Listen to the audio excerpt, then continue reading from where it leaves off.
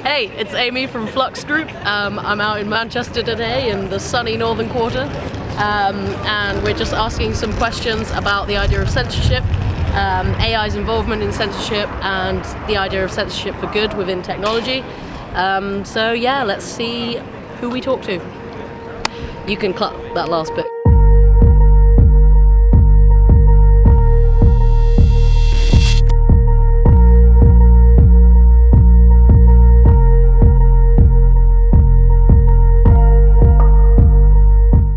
I know there's this whole thing about freedom of speech, but I'm very reminded about tolerance only works by being intolerant to intolerance. So definitely think of censorship for hate comments, hate language, or false information would be good for society in general.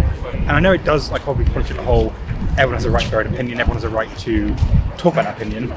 When people are being harmed by it, or people are being bullied or injured, or mental health is affected by it, it's at what point does your right to say what you want become more important than their right to live happily and in peace?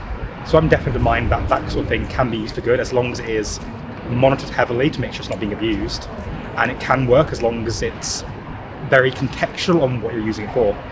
I think it depends on what is put on the system that people deem as offensive, because some people may think certain things are extremely offensive and other people might not. I think it could be a good thing because obviously it's taken away that thing before someone sees it, but also it could be taken away the freedom of speech from people if it's on the internet.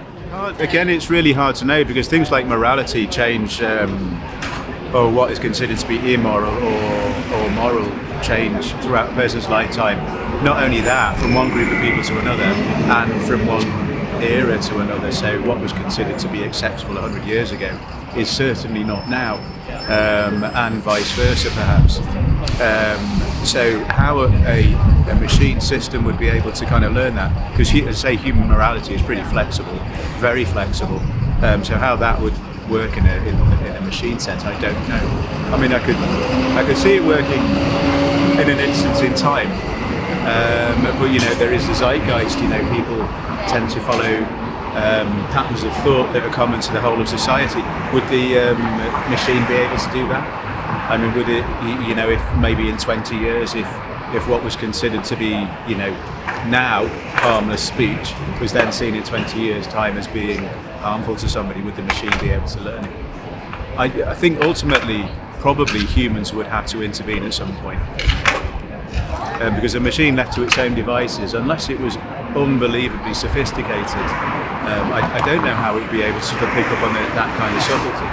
Absolutely. I mean, I think one of the problems is that these issues are different to everybody. So if you have a whole team of people, they're all going to have different views on what they find offensive. So I don't believe you can actually just legislate whether you're using AI or indeed more conventional methods to put these things in place. I just think everybody's got to decide themselves what they believe is acceptable. It's always got to be human in the final analysis, because humans still interpret whatever they're given through these other technological methods. So I don't think you can ever take it away from humans, because the whole point is it's not what's offensive to a robot, it's what's offensive potentially to a human being. So you can't take humans out of the equation as far as I can see. So, for example, on Facebook, when you report something, there's people that has that job of where they have to go through things that are reported, which is obviously horrible. I watched this, I don't know, it was on YouTube. This person talking about how it's really affected them,